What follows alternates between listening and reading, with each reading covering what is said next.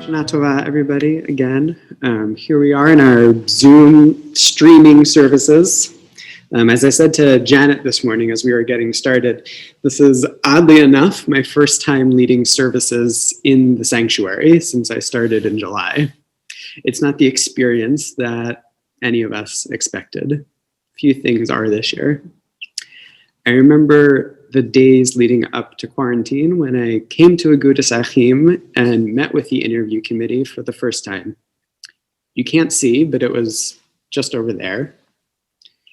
And it was in that in-between time when we knew that coronavirus was coming, but really had no idea what that meant.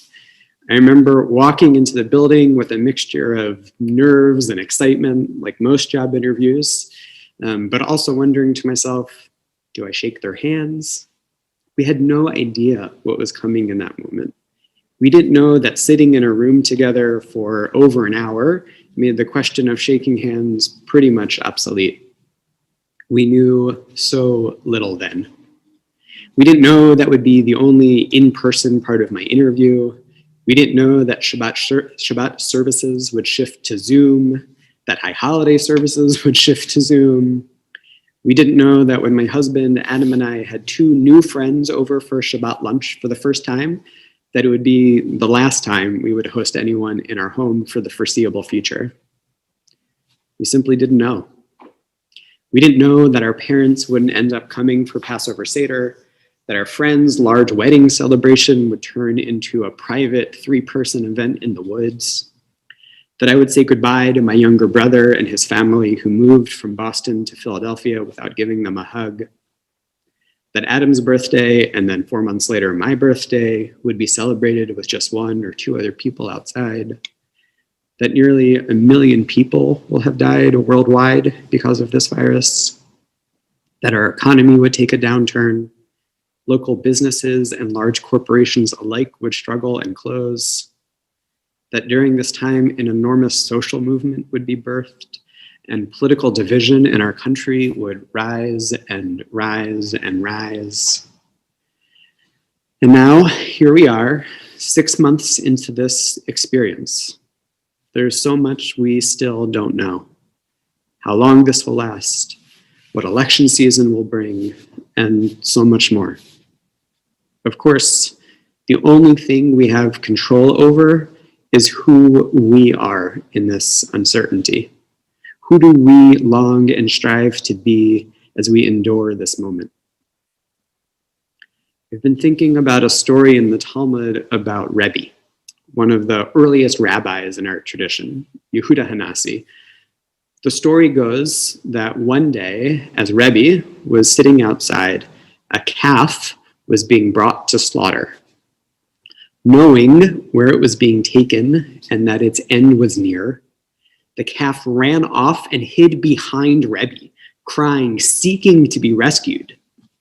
Rebbe looked down at this calf and said, rather harshly, "Go back. This is what you were created for.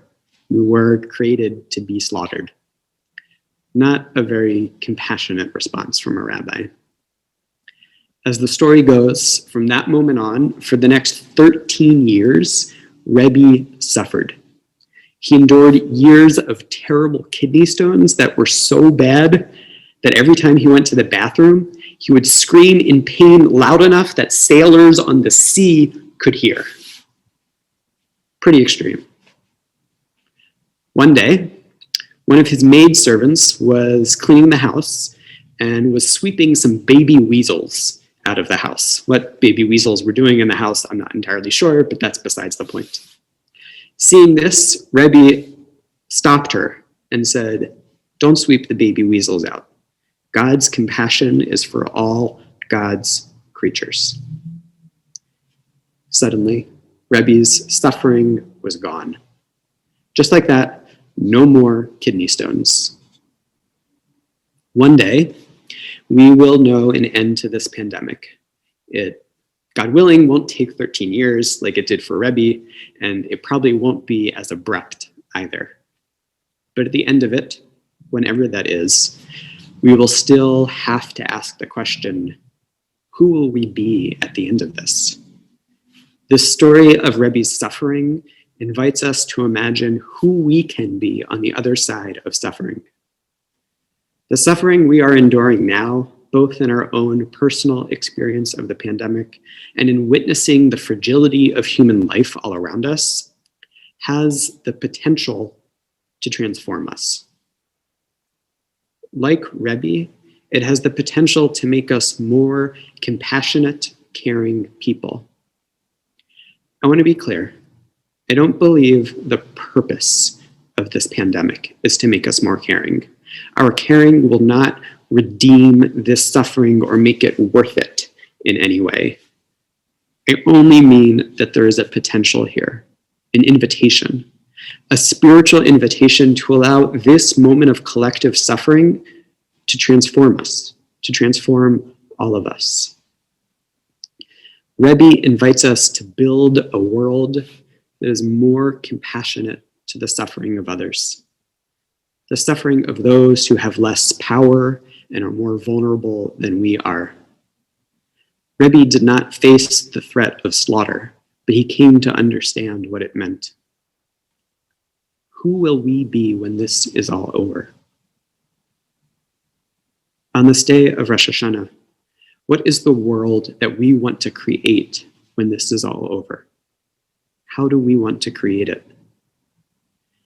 Rabbi Shlomo Wolbe, a 20th century teacher, says that in thinking about the creation of the world, you would think that the world was made through imagination, right?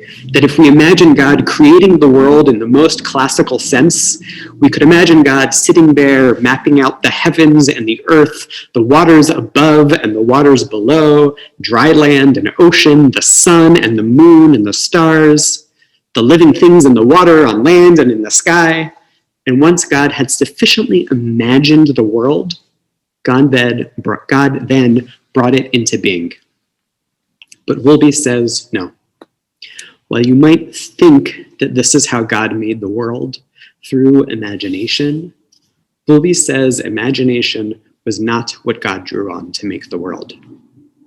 So if not imagination, then what? Wolbe cites the line from Psalms, Olam chesed ibaneh. The world is built on chesed, on loving care. That's how God created the world. Wolbe goes on to say that for us too, as humans, each expression of chesed, each act of love and care is an act of world building. We are building worlds from love. There are so many worlds left unbuilt this year. Rationally, we probably know that it's our very withholding of this care that functions as care itself. By refraining from hugs and physical contact and hosting and singing, we are keeping ourselves and others safer. But it does not always feel this way.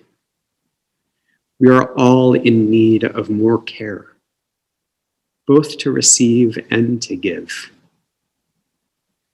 There's so much care in our hearts that demands release. So much that's been blocked up. Even if we spend our days caring for loved ones or caring for patients, there is still so much that we have to give and so much that we need to receive. About a month ago, Adam and I met up at the beach with some friends, including a 4-year-old named Isaiah. As Isaiah and his dad went into the water for a bit, his mom turned to us and said, Isaiah's been doing this thing recently. When I'm on Zoom calls with colleagues, he'll climb into my lap, whisper into my ear and say, tell them I love them and I care for them. She said, I don't know what to do. Some of these people I've never even met before. We giggled about it and noted how sweet Isaiah is. A few minutes later, Isaiah and his dad came down back from the water, took a seat, toweled off, and rejoined us. As we sat in the late afternoon sun, grateful for the opportunity to be in nature with friends, Isaiah turned to us and said, Adam and Alex, I love you and care for you. I don't know if there are more sacred words we can practice saying to each other right now. Whatever the future holds, in the name of the prophet Isaiah, I say to you, I love you and I care for you. Shana Tova.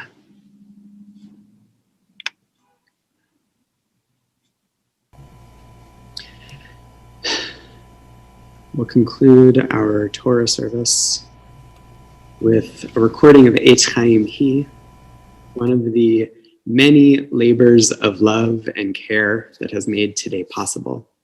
So many people contributed audio recordings and pictures to give us a taste of being physically present together in caring community. I can't thank everybody who's made this day possible, but I do want to thank Esther Friedman for mixing the audio, recording both for Achat Sha'alti and Eitz Chaim Hi. Eitz Chaim Hi, it's a tree of life to those who held fast to it. And there are so many who have held fast to it this year to make these holidays possible. May our collective holding to Torah be a source of life and sustenance for all of us.